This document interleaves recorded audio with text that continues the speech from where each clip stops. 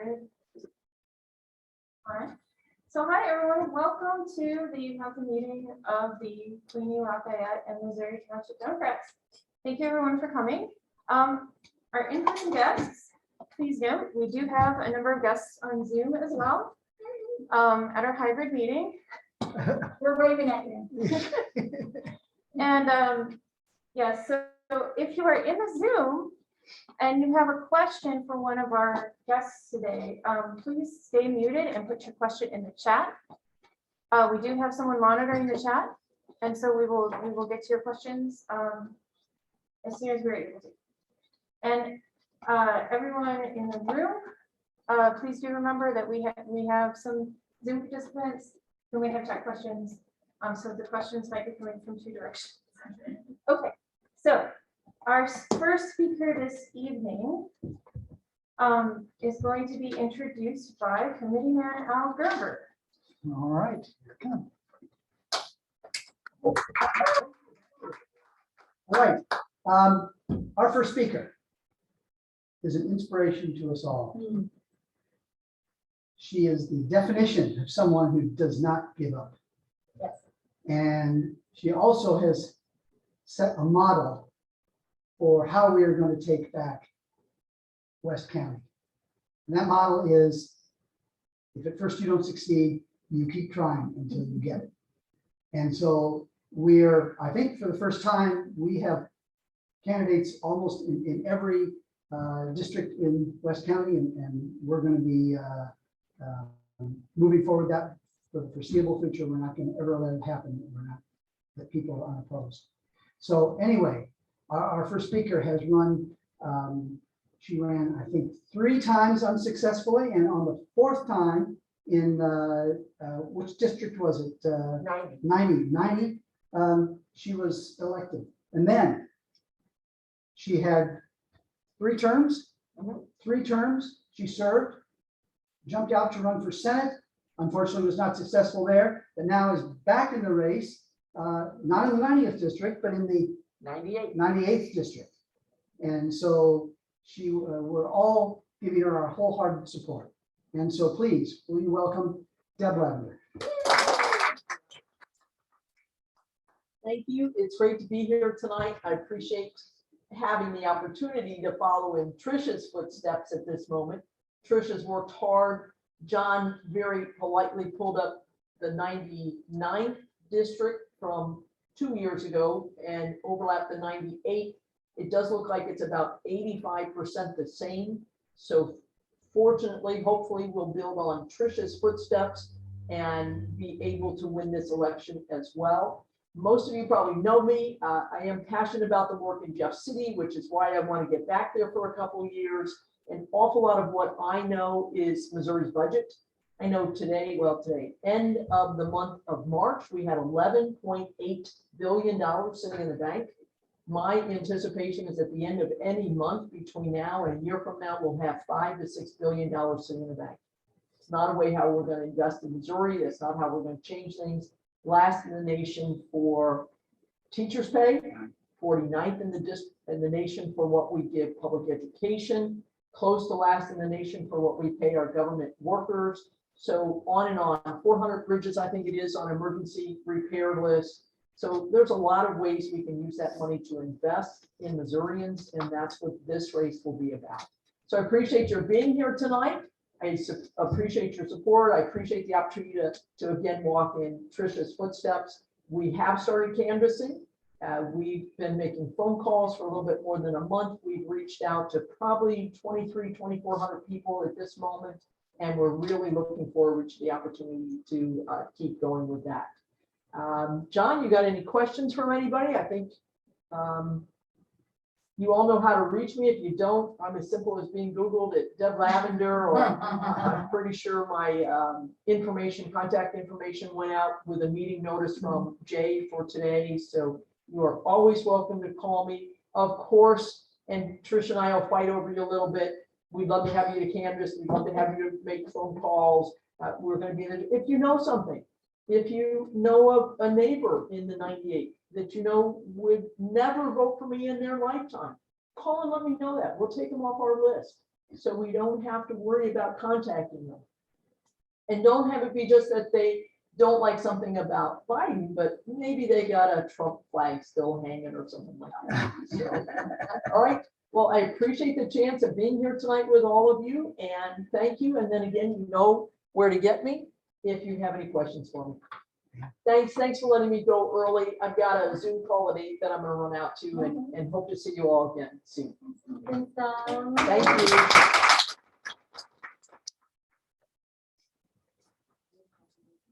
All right, thanks so much to Deb Lavender. She had 3 events tonight and she still made it to ours, so we really appreciate that. Thank you.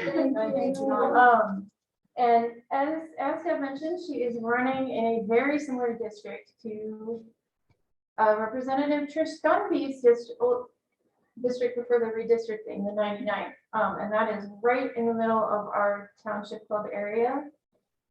So those canvases will be easy to get to and possibly in your own neighborhood. Keep that in mind.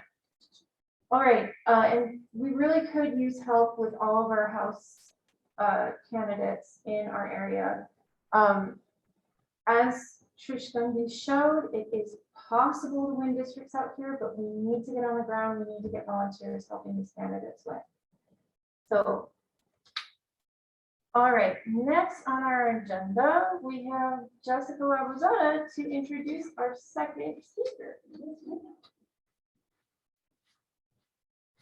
Hi, everybody. I'm Jessica Lavazetta and committee woman for Queeny.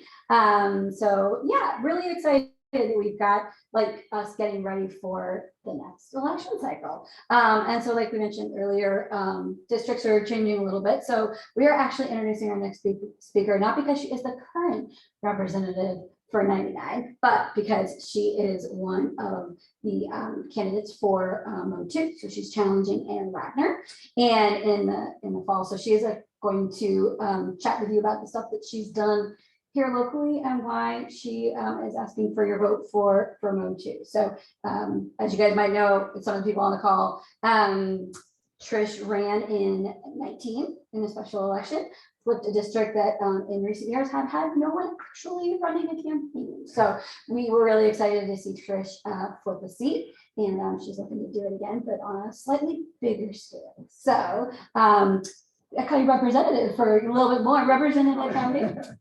Feels so formal. And here you go. Thank you. Hi, everybody. Hey, everybody. Good to see you all. I'm excited to be here. It's actually so nice to be in person, but I think the one thing that COVID taught us is we get more people, you know, by doing things virtually. So whether you're here or there, we're just glad you're here. And I'm glad to be here too. Drove in from Jeff City today.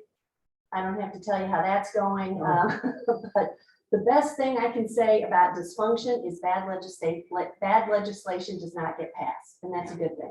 So we hopefully get the budget done by Friday. We're obligated to do that. So fingers crossed that gets done and bad stuff doesn't happen beyond that. But happy to be here today.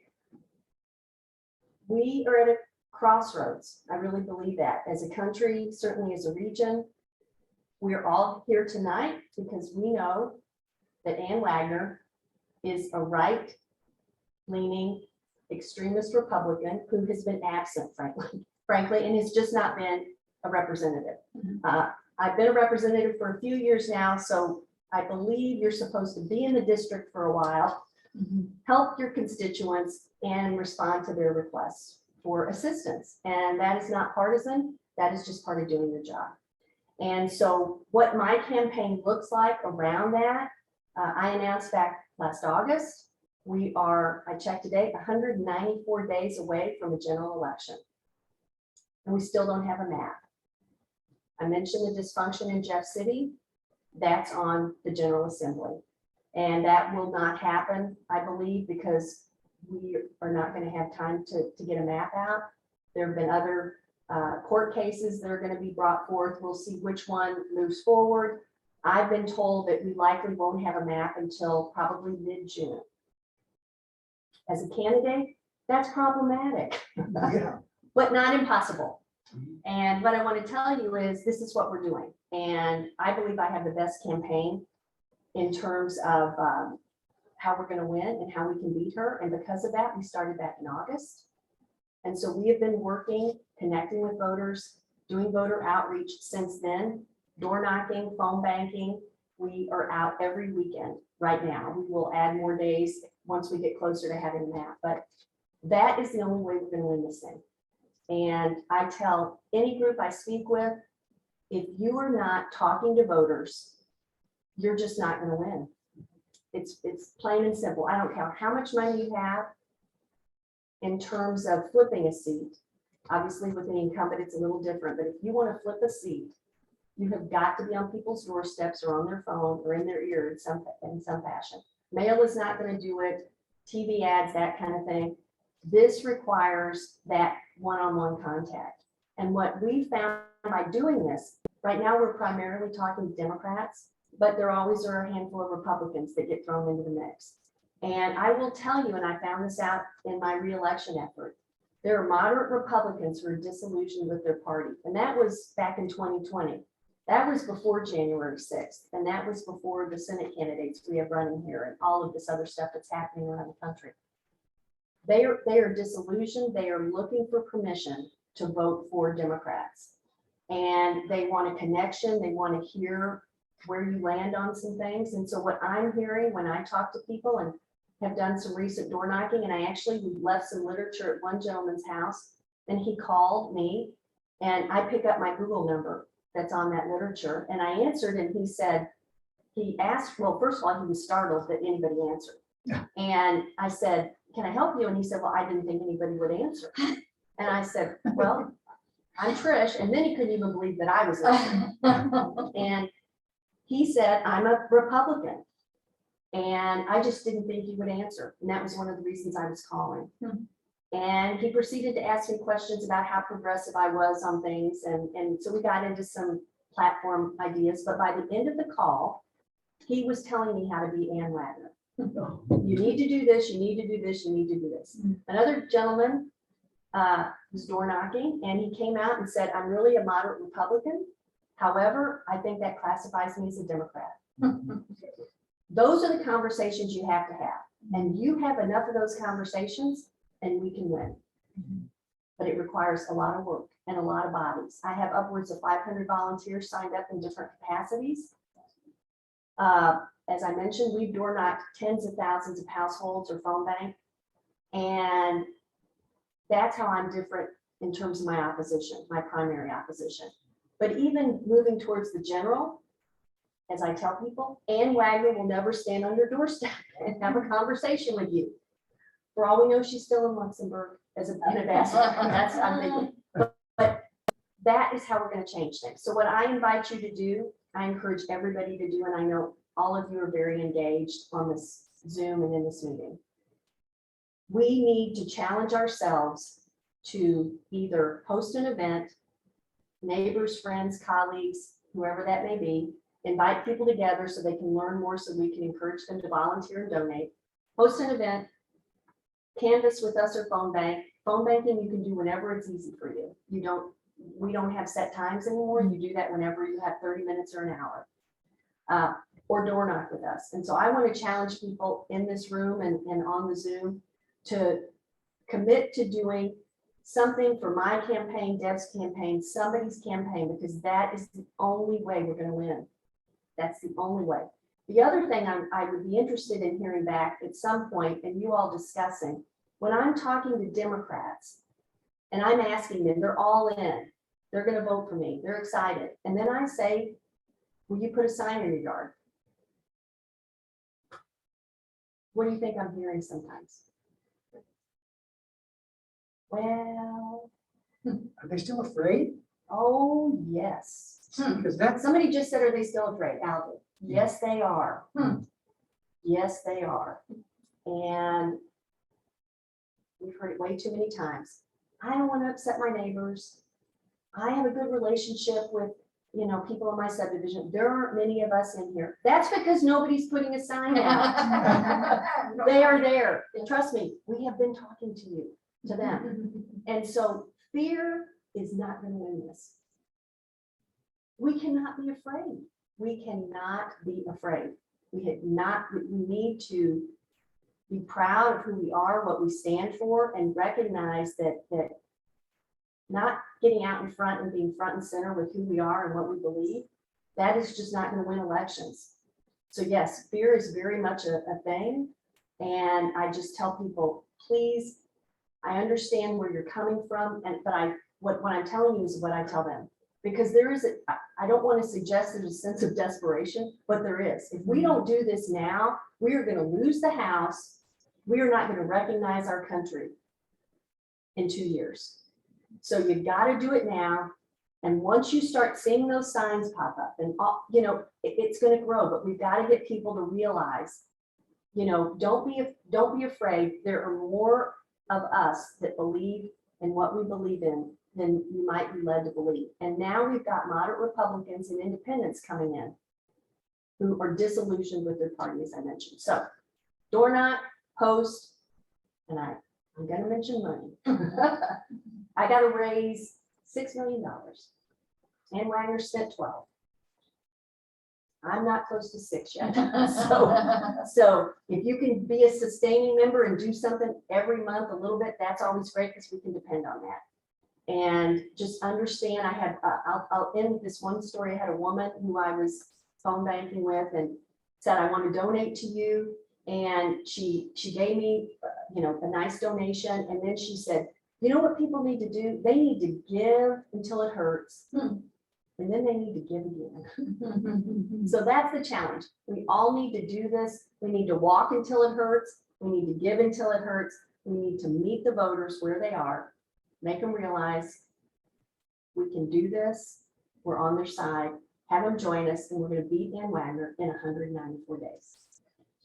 So thank you all. Thanks so much. Any questions?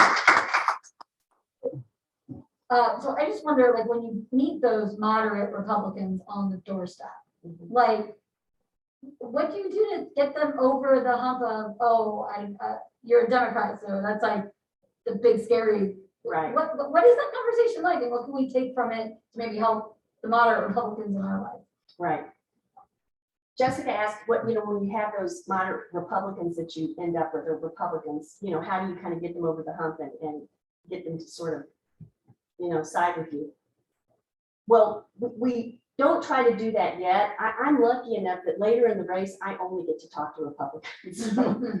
So now we're trying to just do Democrats, but Van is not perfect. People move and people's political persuasions change. I mean, certainly they have.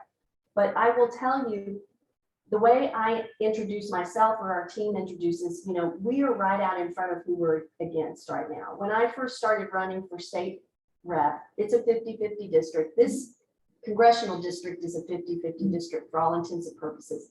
Biden and Trump pretty much split it. Trump won by little, but pretty much 50-50. But then Ann won, but then I won. So that tells you something. So what we tell people is, or what I say is, I tell them who I am, and I just say, I'm currently a state rep, because we've been door knocking around this region. I'm next door in Manchester, serving as a state rep, but I'm running for Congress against Ann Wagner. I get her name out there right away. Obviously Democrats like that, but even Republicans, they recognize she is vulnerable and she is not doing her job. And so when that happens, you then prepare for what are they going to want to talk about. And I've heard about gas prices. I've heard something about inflation. I don't try to deflect that, but I try to talk more about, they may mention those things and you acknowledge that because that's a real thing. It's not a quick soundbite to solve those issues, but then you just try to dive a little deeper and just say, what other things are important to you, and how do you feel like you're represented, and what do you know that she may or may not be doing? And most of them have no idea about anything. And you say, has she ever been to your door? I have a lot of people who say nobody's ever knocked my door. Really? Yeah. I mean, I ran into a woman, she said, I've lived here since 1987. You're the first politician I've ever talked to. Well, now maybe she didn't answer her door. I don't know, but I was going to say. who knows? You don't know. But those are the kind of things. And by the time you get them talking, so much of this, people say to me all the time, what issues do you talk about? What issues? I'd say 80-90% of this is them talking. them talking to you and telling you what's important to them. Rarely do people grill me. What do you believe about this? They want to tell you what they're upset about or what they think is important. It's being there and listening. That's a big part of it. And then I just say, you know what, go on my website, find out, read about me and read my platform. If you have questions, email me or here's a phone number. Follow up. Now, whether or not they do that, who knows? But again, Ann is not there. Republicans aren't there doing that. So that's the difference. And when negative mail hits and when negative ads hit, we'll be ahead of the game. So it's a long game. It's a marathon. It's a slog. Pick a word. There's not an easy path. This is the way you do it. And I've got 194 days left. So join me. Would love to have you. Got a couple chat questions. Okay. First up is, what sort of volunteer opportunities do you have for people that are a bit too introverted to call or go door to door? Well, here's the one thing I would say. We send all of our canvassers out in pairs. So we can put you with a more outgoing person. If you don't want to be the person to talk, there's somebody who can put down the data, just, those kinds of things. So we do that in pairs. So that's the one thing. The thing about phone banking, again, we're doing mostly Democrats, literally 90% of the people don't answer. You're leaving messages. And when you get somebody, you just say, hi, I'm calling on behalf of Trish Gunby. She's running for Congress against Dan Wagner. We just want we want to have your support. Go visit trishgunby.com. Again, people rarely dive in. If they do dive in, you know what you say? Hey, you know what? Why don't I have Trish call you or visit you? That's what I do. So you don't have to answer those questions. People ask about postcards. We aren't doing postcards now. That is a one-way communication. We are only doing two-way communication. That's how you convert minds, not one-way communication. Maybe down the road, but now, so I would say to people, because much of this is it's learned behavior. Nobody really likes to do, when I go up to a door, you never know what you're going to get, but I will tell you what, I've been doing this for 3 years. Every canvassing session I leave, or Saturday or weekday, whatever it is, I always come out with something good. More good than bad. I can count on one hand all the doors I've knocked in 3 years that I've ever had a negative interaction. One hand for me personally. So I would just ask to try and bring you out of your comfort zone. Winning and changing the direction of Missouri is going to require discomfort. That's how we change, all of us. So I would encourage you to try and become a little uncomfortable in order to save our democracy. Right. Next question. Don, you were next up. So I'm not sure that's the question, but I would say you are an extraordinarily good listener. And I think that is a great talent. And I think what you're somewhat saying is this is an issue of who do you trust to govern and represent the voters. And I think you're spot on with your strategy here and the tone of the campaign. But yeah, as you mentioned, we all have to step up and do the signs and have those conversations with our neighbors and friends about who we can trust going forward. And I know in my household, Ann Wagner's in our parish, and I got Catholic, abortion is a big issue, but I go to Washington and I go to Wagner's office. I've done that for years, and not once has she ever acknowledged, or met with me because she was too busy meeting with the banker. So, yeah, we all have to step up, get those signs out there and do what we can. I mean, signs don't vote, but But if you don't see signs, there is a perception. And so I was a little surprised that I was hearing that right now. I mean, I think a lot of it, people came out of 2020, and I know that was, I get it, that people were thinking things would go a certain way and they didn't. And so people were kind of recovering from that still. So I gave them that at the end of last year, but we can't sit in that. That's not, you just don't win talking about 2020. So, you know, when I've talked to Cord, I've talked to Jill, what do we do different? What do we do different? And I'm doing exactly what they suggested. And what I've done in my races from the get-go. We're more hard hitting against sand. You follow my social media all the time. And it's easy to do. We're basically talking about everything she's voting on the wrong way or not doing. I mean, it's the facts. And then we're door knocking, which we always did. And we started earlier. Those are the three things Jill suggested. I'm doing all of them. So.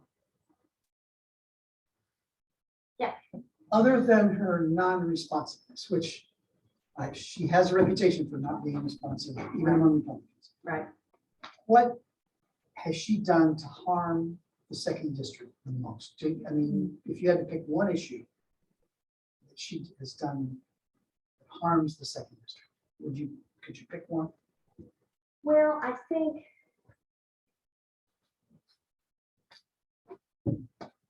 I don't, in terms of harming, I think it's just her lack of, or her absence and her unwillingness to engage with constituents has further divided what was already, she just kind of added to that whole, the climate in terms of, I'm not, I don't have to meet with you. I mean, I can't even imagine that. I've had 8 town halls. And again, I mean, you go into those and you don't know what's going to happen. But I've never had a negative experience. People have asked questions. You either can defend your vote. Well, you should be able to defend your vote. And you just agree to disagree. And if you can't do that, it's just the very basic. So I would say just the fact that she has refused to be present and to acknowledge and be accountable for her votes, it just has further divided the region. And that's why I think Republicans are looking for a change. And that's why we can win. They're done with her. They don't see her here either. And I tell you, she is watching because she announced the day after I announced. She used to not do, emails. She's doing regular emails now to people, and she's doing mailings to senior citizens. All of the things she has not done. So she is on alert, but we're better. Nancy, you had your hand up for a while. You want to go? Yes, having worked for Jill Shoup for her election, encountered, I guess what I saw during the process was that Ann Wagner's commercials were literally disgusting. And Jill, position of I'm going to take the high road, and so she didn't engage. And I just wondered if that might have been a mistake in some ways. I mean, how will you handle these kinds of attacks that are baseless? Right. Well, and in my earlier races, we focused on me as a candidate, and it was very positive. It's what I was going to bring to the table. And there wasn't at that time an incumbent, so it was easier to do that. This go around, that's not an option. And like I said, if you follow me on Twitter at all, or Facebook or Instagram, whatever, we have been hard hitting from day one. What she does, what she doesn't do. I mean, it's an onslaught all the time. So we're doing that. The things people are going to remember are television ads. And I'm going to tell you, those cost money. So those cost a lot of money. And she's always gonna have more money than me. And PAC money that she doesn't necessarily control what the television ad says, but again, always gonna have more money. So for me to do television, I gotta have money. And by money, I mean millions of dollars. I think, I think that those last few ads that ran, Jill came in and did an ad. I mean, I think that was like $1 million by the time you do the ad and then you do the buy. I mean, that's what it is. So if you don't have the money, you can't do anything to counteract what they're doing. Now, what you can do is what we're doing. So when they hear them, people, put off. But still, there's a lot of people who pay attention to that kind of thing. This running for a seat like this, but politics in general, so much of it boils down to money. And that's very sad, but that is a reality. That is a reality. And if you don't have the money, you can't go up against some who have the money to say things about you that you can't come back and counteract because you don't have the money. I already know what they're going to say, though. Probably the first thing that will get sent out on me is I'm a socialist, and it'll be me and Cori Bush. So I've intentionally taken a photo with her so they can use that photo because I like that photo. So that'll be a photo. I mean, that'll be a mailer. The abortion piece, I don't know. That may or may not. It'll be interesting once the Supreme Court rules, and I don't think they're going to rule in our favor. That may get a lot of actually Republican women and independents to say, I may not agree with this personally, but I don't think it should completely go away. That ruling may actually create a groundswell of a lot of women, I think. The one thing that we're going to hit her hard on, and we already are, is the fact that she voted against the infrastructure bill. Right. And thousands of jobs. And so, already in my speeches, I talk about, she'll be the first one to show up for a ribbon cutting, but she didn't vote for jobs and the economy. So that will be a big piece. And that is not attacking her. That is her vote. That is how she voted. So a lot of it is just stuff. I think there was a microchip bill that just came through that she voted, to help production here in the States so we wouldn't have the whole supply chain thing. And she voted against that. I mean, it makes no sense. So, yeah, a lot of this is just going to be based on how much money I raise. And so that's why I spend my mornings before session, I'm on calls. I go into session. My lunchtime, I'm on calls. I come back in the afternoon, I'm on calls. I drove from Jeff City today. I did call time before I came here tonight. Any waking moment, I'm calling people asking for money. That is the nature of this job right now. It sucks, by the way. Yes. One thing that really disturbed me in Jill's campaign was how, I don't know if it was Ann or the PACs, came after Jill as a supporter of pedophiles. And Republicans do that time after time after time, call Democrats supporters of pedophiles. Is there anything you can do to start deflecting that? Other than what you said, knocking doors and having them know you, but is there anything else you can do about that? You started thinking about that. You know it's coming. Right.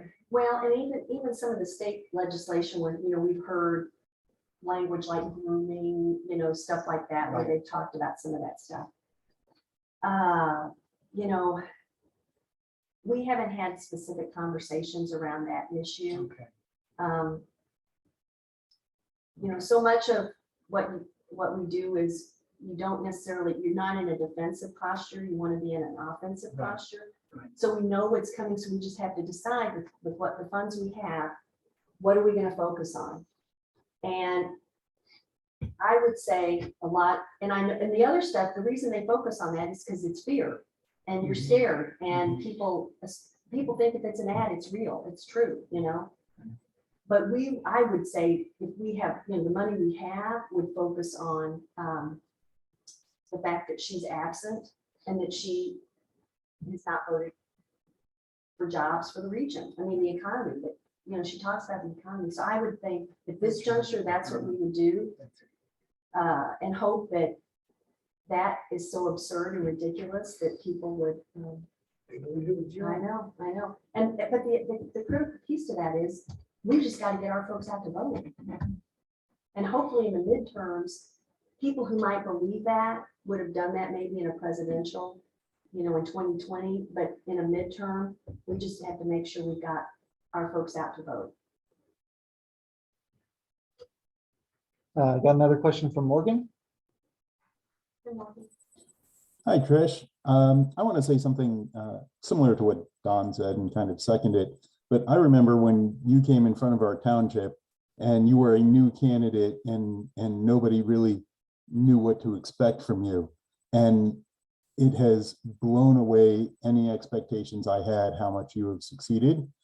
And I'm very, very impressed with what you've done and how you've been able to win.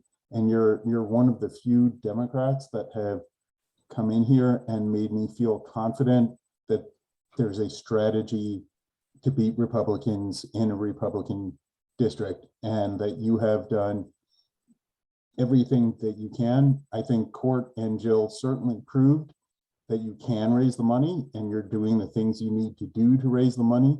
And I think if you continue what you're doing, knock on the doors, connect with the Republicans so that when they come with the attack ads, you're already their friend and they have a positive image of you, even though you're a Democrat. That's how you win. And I think you have all the bases covered and are very proactive in thinking ahead about what needs to be done. I'd like to see more Democrats do what you're doing. Thank you. I appreciate that. I will tell you the challenge for us now is because we don't have a map.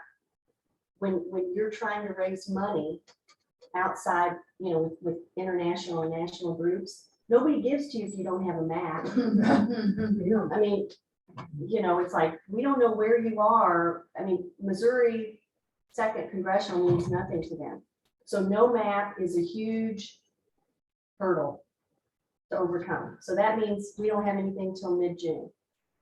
A primary, again, I believe in democracy, but a primary is another obstacle. A lot of people, we wait till the primary. Okay, I'm gonna win. So we're at the primary. So let's all imagine what my August 3rd looks like. What I need to have happen is on August 3rd, I need the floodgates to open.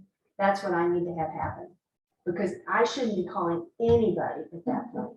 Everybody should just get on Act Blue or be mailing me. Because that's what should really happen. Right. Once they take notice of this race, and the map is going to be decided by the courts most likely, and it's going to be, it'll favor, I wouldn't say it would favor Democrats, but it's going to favor us more had the legislature passed a map. I think when people see that, we're going to get a little attention. But people have to understand, I mean, I cannot, I have to just talk about this field operation. That is the difference between my campaign and Court's or Jill's. That is the difference. So everybody thinks we're the same, or Jill and I are about the same age. This is true, but our campaigns are different. And I've been running for 3 years and I've won twice based on this strategy. So the map comes out, I win the primary. What needs to happen is money needs to come in so we can do ads, so we can do mailers, so we can door knock and bother people 5 nights a week. 3 months. Jill, That's what has to happen. Can you say, even without a map, this is ground zero for the Republican suburban districts that are turning Democrat, and that this is a place to put your money to make a difference, because this will flip that seat? Yes, right.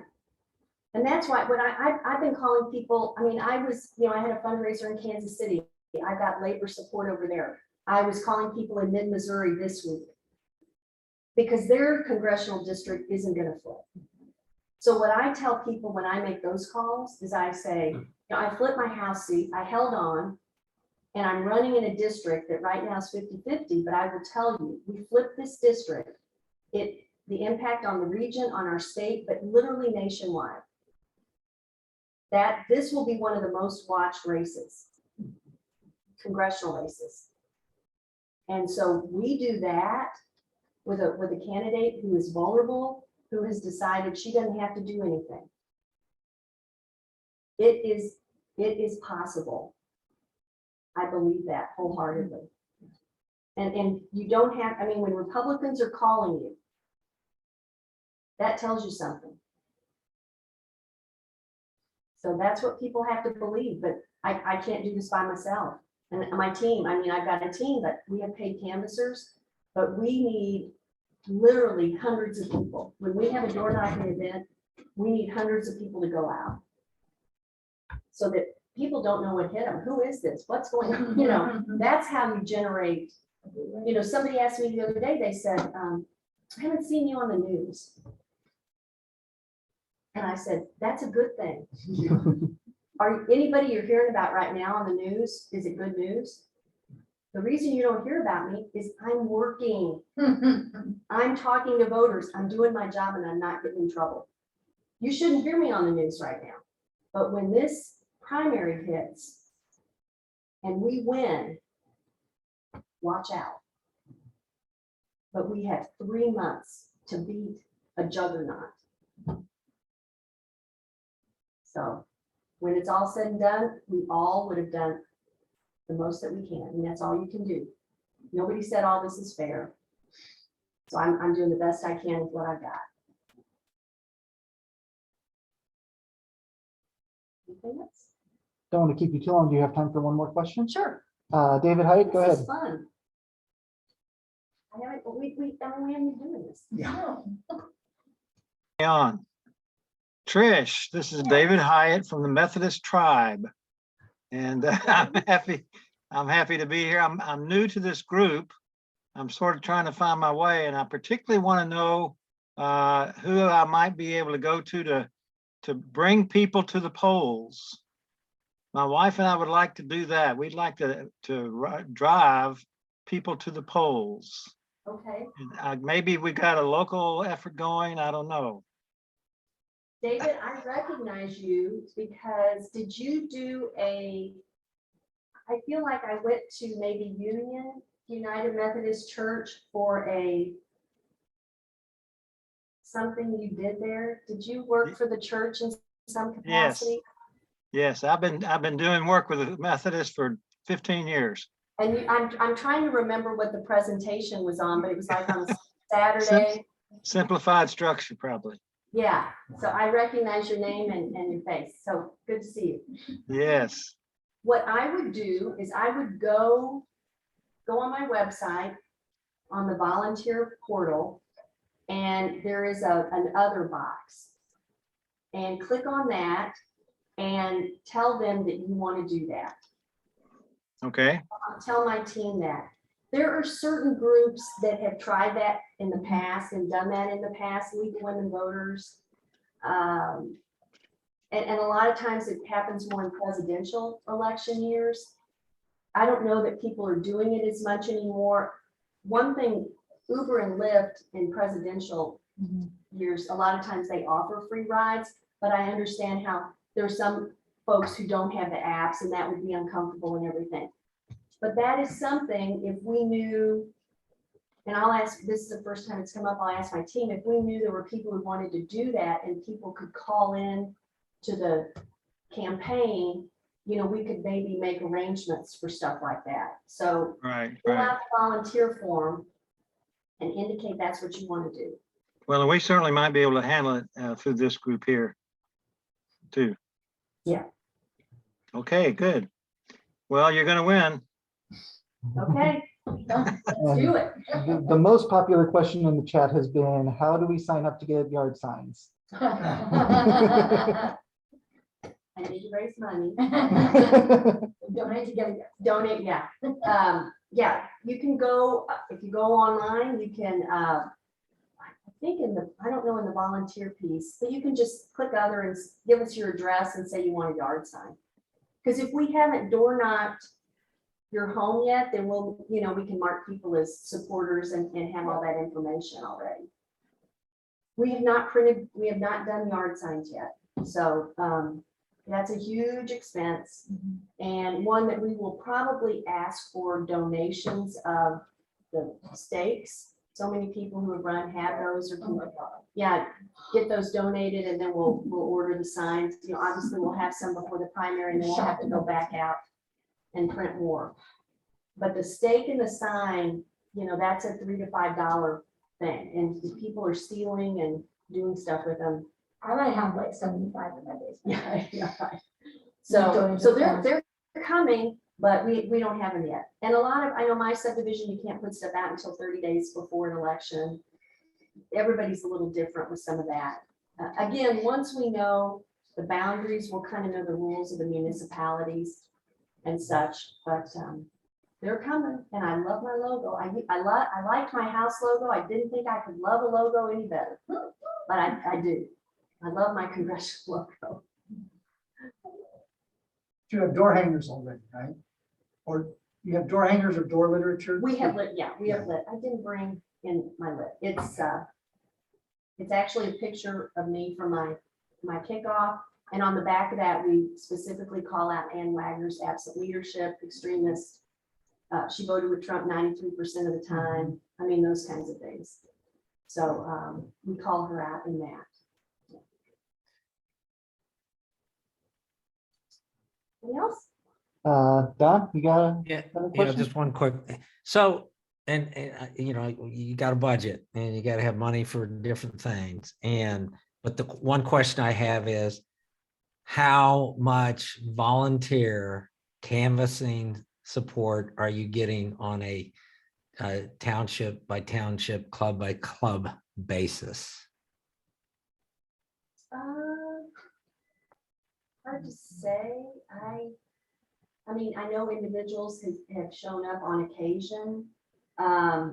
We door knocked August through mid-November. And we don't door knock on holiday weekends. So with the exception of Labor Day. And then we broke because of holidays and COVID. That was Omicron was coming back. So we didn't do anything then. We didn't do anything in January, February because of COVID. We phone banked. So we phone bank every Saturday. And when we door knock on weekends now, we have people who are phone banking as well. Like there were 6 people who phone banked for me last Saturday, while there were about 10 of us out door knocking. So I would say a handful of people. A lot of the people who came out last weekend were almost all volunteers. And they've come back. We're doing some really neat stuff trying to build community. And we're looking at ways we can, I've reached out to the Muslim community and Asian American community. We're trying to figure out ways we can engage different communities. If we can get, at some groups, Moms Demand and different groups like that are nonpartisan. So they're hesitant to door knock as a group. But we're trying to think of ways, even, moms with young kids who want to, there's moms who want to do that maybe on a weeknight. I mean, we're kind of toying with ideas of how we can engage groups and build community. We go around and talk about, why they're there canvassing for me. And what we found in doing that in all of this, because I don't want, when I'm done, and by done, I mean, after I've won in Congress and I've run a few more times than one, done, we want to leave behind, a community of people who want to do this for the next person. We should always be looking for the next candidate, all the time. I had the University of Missouri students in the House this week, and all I kept saying was, run for office, run for office. I'm not going to get my legislation passed. You come file my legislation and run for office. We should always be looking for candidates. But we're trying to build community. And what people have found, I saw people who door knocked in pairs last go around, they ran into that person and they were excited to see them, and now they've become door knocking buddies. So we don't want people to feel like, and I understand people who are introverted and this doesn't feel good. But what we're trying to do is make it so that when you come into that space, you know people there because we've had introductions, we've talked, you've been with them. So when you come back, you recognize those faces. And you want to come back. That's the way you're going to spend your Saturday, and then go have lunch or get coffee beforehand. You know, that's what all this is about. You've got to build community around this. It shouldn't feel like drudgery. You want people to be excited and to want to do it. And so we're trying to make it as positive as it can possibly be. And they come back, and then we ask them at the end, when they drop off extra literature, share your experience. And so we share that. Everybody shares their experience. We share that with the team. That motivates me. It motivates the team. I mean, so we're really, really trying to build just this groundswell of, you know, a community of people who want to get me elected. And then I hope my coattails bring tons of people with me. You know, that's what we want to do. I mean, if I win, when I win in this 2nd congressional district, I mean, that, you know, that has implications for Tracy McCreary and I mean, all these folks who are running. So we've all got to do the work. Deb, you know, Deb will hold the seat. But there are some House districts that, you know, people are starting over. If we all do the work, and by that I mean canvassing, we should win. We should win.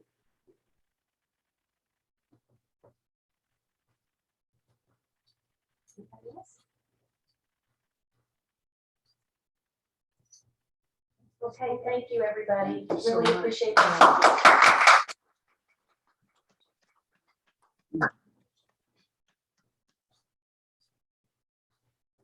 Oh, thank you so much to Trish Gunby. Like Morgan said,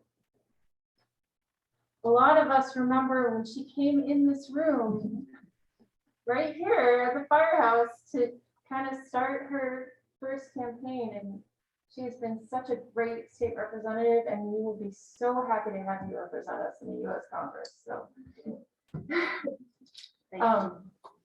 thank you so much for coming out to speak tonight. And I do want to say a little thing really quickly about canvassing as an introvert. I'm so introverted that I was voted the quietest in my high school yearbook. That's how introverted I am. And I started canvassing for the Obama campaign in 2008. And now here I am running a Democratic Township meeting.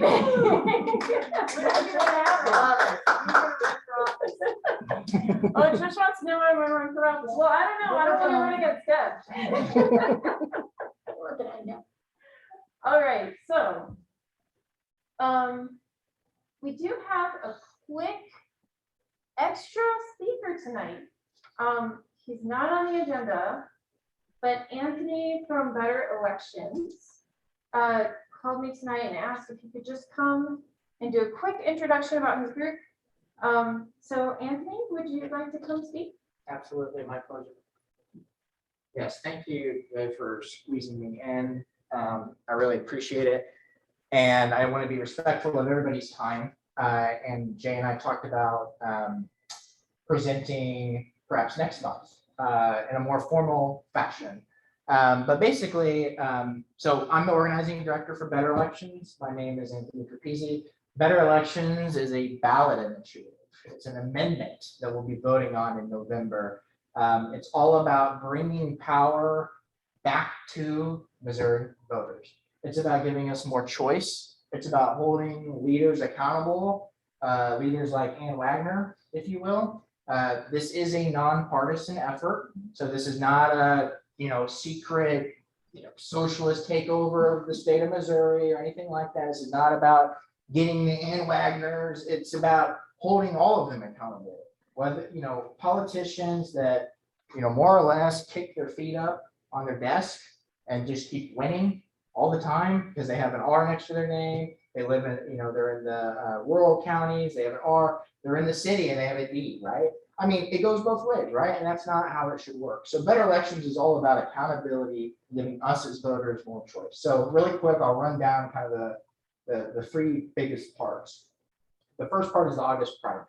So we all go vote as good citizens in the August primary, first Tuesday of August. And when you go in the door, a gentleman or a lady will ask you, do you want a Republican or Democrat ballot? That will no longer be the case. Everybody is on one ballot.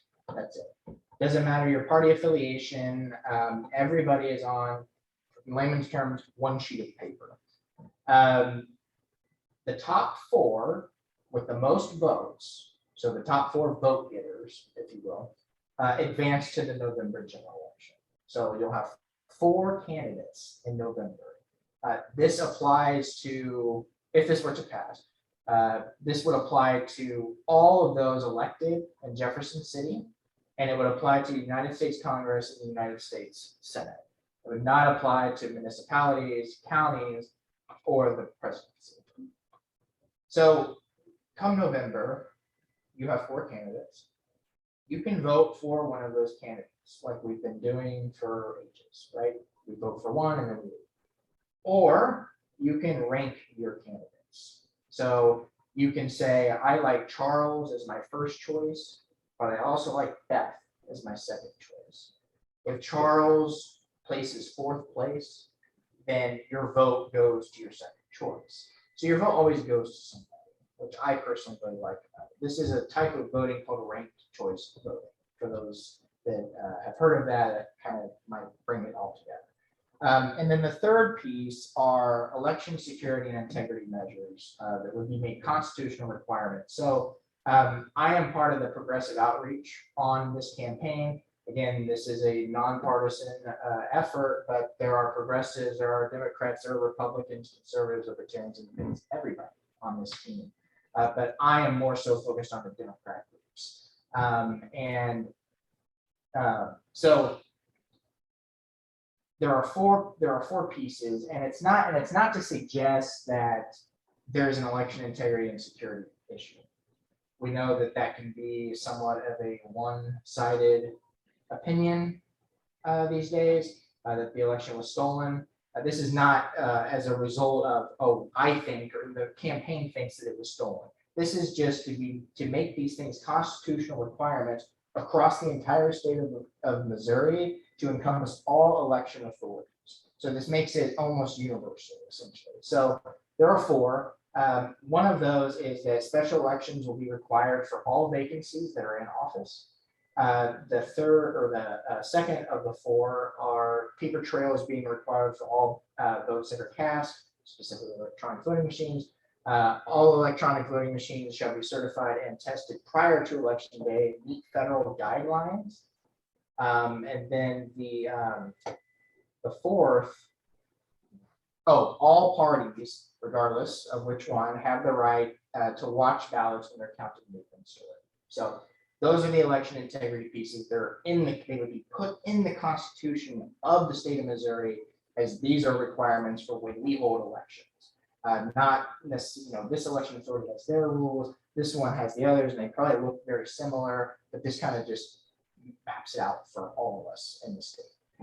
So that's a rundown. And again, I have a presentation and a long, elaborate, personal story and all this other stuff. But this is just to lay a foundation and a groundwork since I was kind of squeezed in here. I do appreciate it. So can I take 1 or two questions max? Because I know we'll have plenty of time next month. But if there's anything that triggered somebody or you need to know right now, I'm happy to answer, or we can all wait in anticipation for the meeting. So any questions? Or shall we wait? One Helena, question. you want to go ahead? Yep.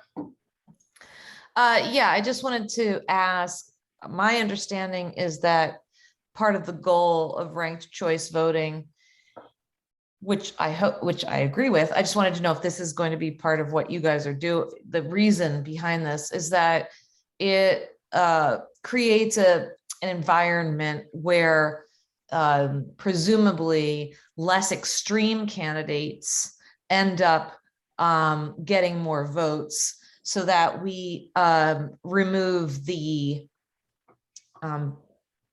desire for candidates to play to their base, to their extremes. Is that kind of where you guys are heading with this? Is that the reason you're doing this? Well, it's not the sole reason, right? So, but that isn't, I would say that's more of an outcome. So Okay. the loudest voice in the room, especially in today's political climate, is oftentimes the victor, right? Or they're at least the candidate. And that's not the way that it should be. We get stuck with these, it's either this side or this side, and how it goes. But yeah, this notion and this hyper partisan culture that we live in right now is toxic. And as Democrats, even though this is not going to make Missouri a blue state here in the next 2 years or something like that, it's not a magic fix. But I think as Democrats, we could even agree that a step in the right direction would be even just having some sane Republicans, if I may say that, like some moderates, quote unquote, perhaps some Republicans that, Trish was describing earlier, right? People that are really fed up with their far right wing of their party, they're never Trumpers, etc. Be nice to see some of those in Jefferson City, right? And have them represent us in Congress. This is a red state. It's not to say that we're going to be happy with that, but it's at least a step in the right direction. So with every candidate being on the same ballot in the primary, it really does encourage everybody to run. You're all on the same piece of paper. All the voters see you. It's not just, oh, well, if I took the Democrat ballot, I saw you, or if I took the Republican, I saw. No, everybody sees your name. And that's a great, let me say this. If I were running, and I'm a first timer, right? Like this is my first time. I would be more inclined to run if something like this were to pass, because I just feel like I have a better shot. I have a better shot, whether it's taking on an incumbent within my own party, somebody I think I can do better than, or if it's an incumbent in a different party. I think that it kind of gives the person that, they're not going to win, more of a shot. And then those people oftentimes just don't even run. And we want them to run. We want everybody to run. We want people to talk to us, right? That's what Trish was just talking about. And we want more of that. We want more conversations with voters. So there's a lot of evidence with ranked choice voting that proves outcomes of just less hyper partisanship, less nasty attacks on each other, and more talking with voters. There's more accountability because there's more choice. They go hand in hand. So. Okay, thanks. Yeah, absolutely. So I've got a question. Yes.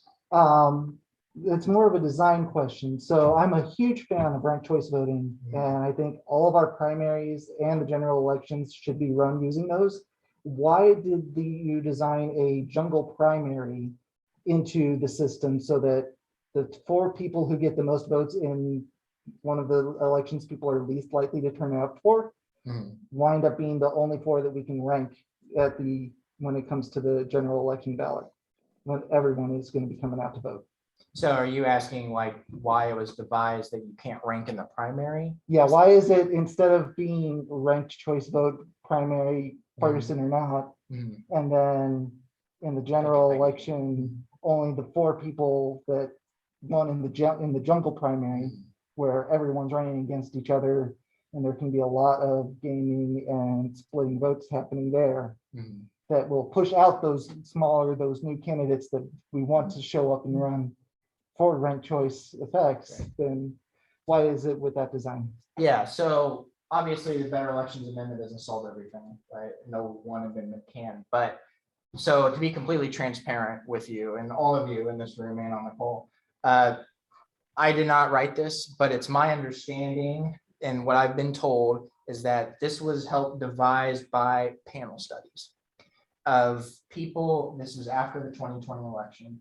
This was a panel study of people that voted for Trump, voted for Biden, and even believed the election was stolen and those who believed that it wasn't, and then all, different races and ethnicities as well. And this is what they came up with. This was the most popular to them. So with ranked choice, yeah, you can do it in the primary. You can do it in the general. You could have a final 5. You could have a final 4. There's all kinds of different ways to do it. But this was the most popular amongst those panels. And that's how it was devised. So. Okay, I think that'll do it. We have plenty of time for questions next month.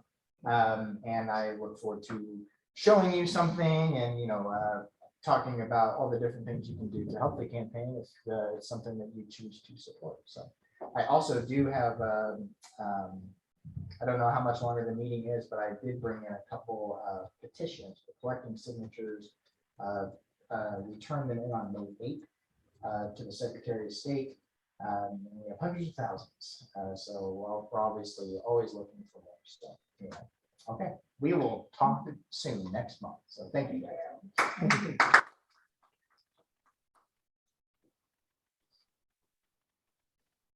Or I will leave some papers here at the end. I know for the Zoom, for the people on the Zoom, that's not very helpful, but we will talk with you for sure. I'll leave them here at the end of the table if you guys can take copies. Thank you, Anthony. Thank you. Yeah, so as Anthony mentioned, we're gonna try to have him come to a future meeting with his full presentation, which he will need to do over Zoom because he's based in Kansas City, but he just happened to be in town today.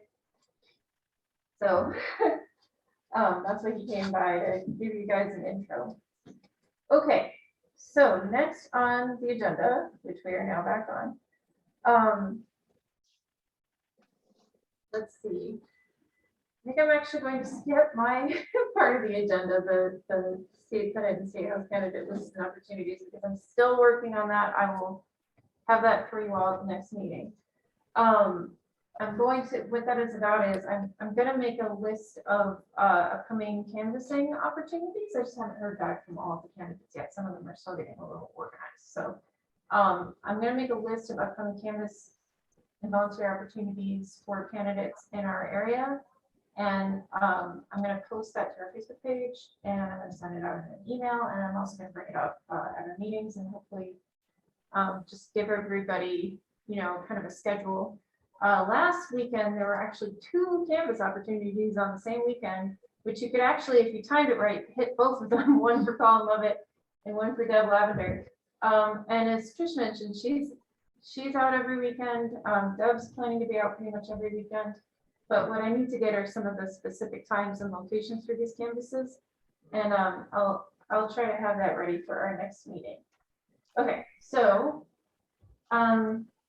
next up, we have the Central Committee report and general announcements. Asma, you're on our list. Hey, for everyone. that. Yes, you can hear me okay? Yeah. Okay, thank you. So, yeah, sorry, I'm not there today. Just got over laryngitis. As of yesterday, I could talk again, but I didn't want to subject anyone to that. So the Central Committee met last week on Thursday, discussed a lot of stuff. I apologize. I fell off the email list for some reason, so I didn't have the agenda. So I attended, but I didn't make notes. Any other committee people can jump in. We do plan to continue and get an office and get, a foothold in the county. For too long, I think we've just been this committee around in name only and haven't been able to show much actions. So we're hoping this will help us be more visible and do the work we need to do to get Democrats elected. The gala is coming up. Jessica will tell us more about that. Everybody should come, everybody should attend. And it's just, we really need to be making these relationships and ties with community and getting Democrats out there. That's all it's about. We have the numbers. I mean, that's why they want to do voter suppression. And that's why they're coming up with all these cockamamie conspiracy things that people believe. So, nothing was stolen. It's all fair. but we need to convince our people too, to get out there and stay out there and do the hard work. We have a much better presence on social media and Facebook, and everything is being updated. So one other, can anyone else jump in? John is the head of the communications committee, and they came up with a really good, some good talking points about public education. Yeah, we're going to start having an issues page on our website, and the first one that we put up was the education one. I just put the link in the chat. Yes. And again, that's all to get word out about Democrats and about our issues and about our concerns. And, you know, Democrats care. That's what it's all about, getting that quick little soundbite out to people, and so that people can take it to heart and see that it's really true. Anyone else want to jump in? What about the office location? Yeah, go ahead. I believe we're planning to open an office at the CWA Union, which is Communication Workers of America. It's over near Westport Plaza. If you've ever been over there for any events or anything.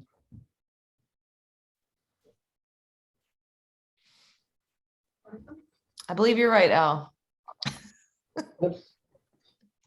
For anybody who doesn't know, we now have a candidate in District 101, Yeah, which is just north of 100. So it's Chesterfield, basically most of Chesterfield, and it's Melissa Greenstein. So hopefully she'll come join us sometime. So for anybody who knows, I ran to Jeff City and got on the ballot to be as a placeholder until they found somebody when Derek Grier decided not to run again the day God before. bless you, Helena, for doing Yeah. that. Thank you. It was a funny road trip. I couldn't get anybody to go with me. Go figure. But but We anyway, appreciate the hard work. but the party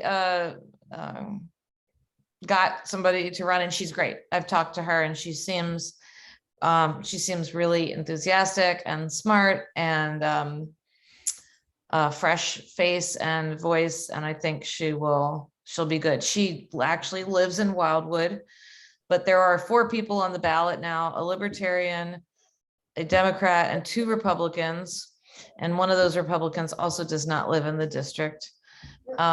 So people have, because of redistricting, if they win, if the people who don't live in the district win, they can move into the district later. So but she lives in Wildwood. So.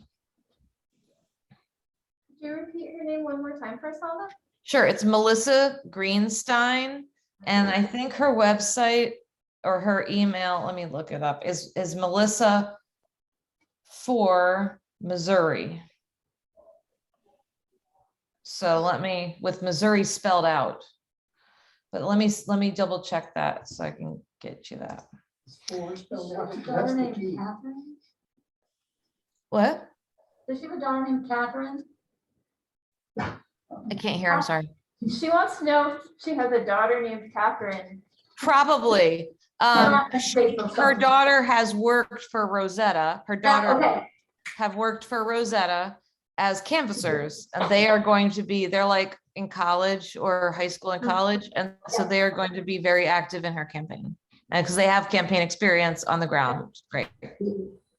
Thank you. And she has hired Michael Pridmore to be her fundraiser consultant. So that's Love it.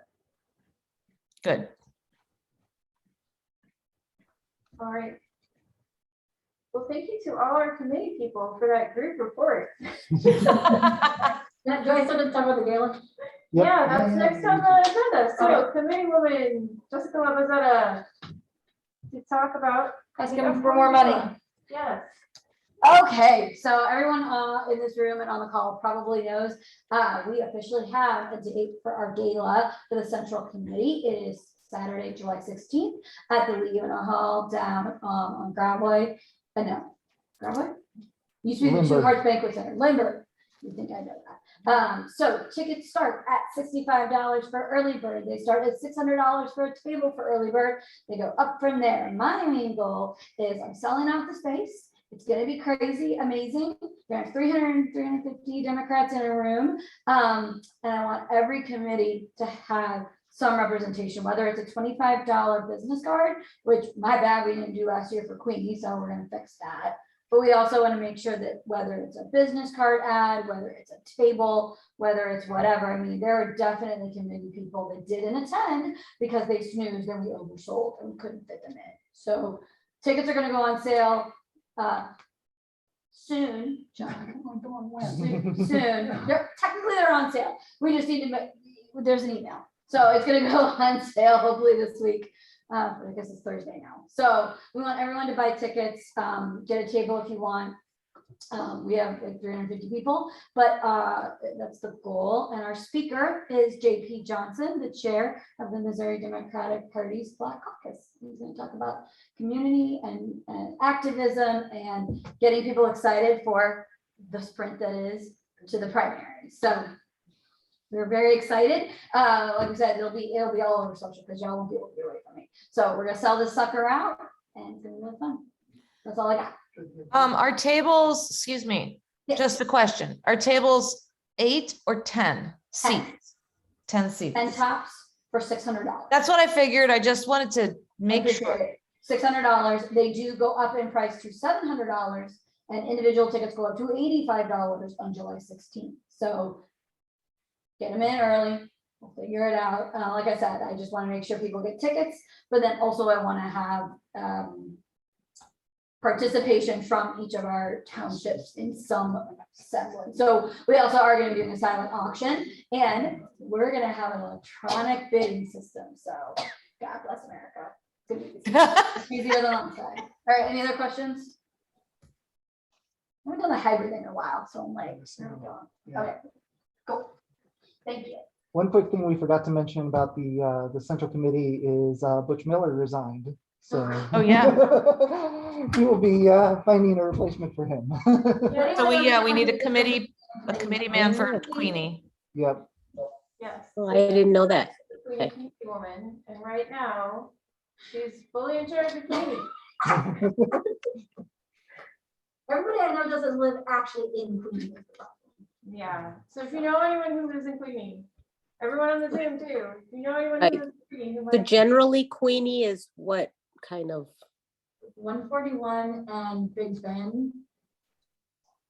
And like, Morgan live in Queen. Flip a coin.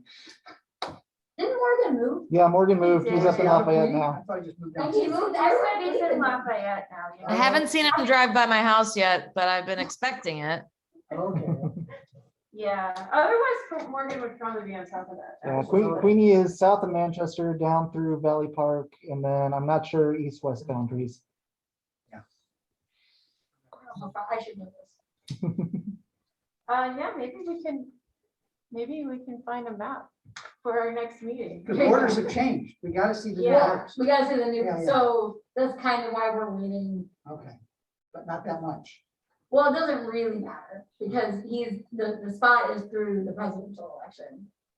I'm also looking for an SD 15 meeting.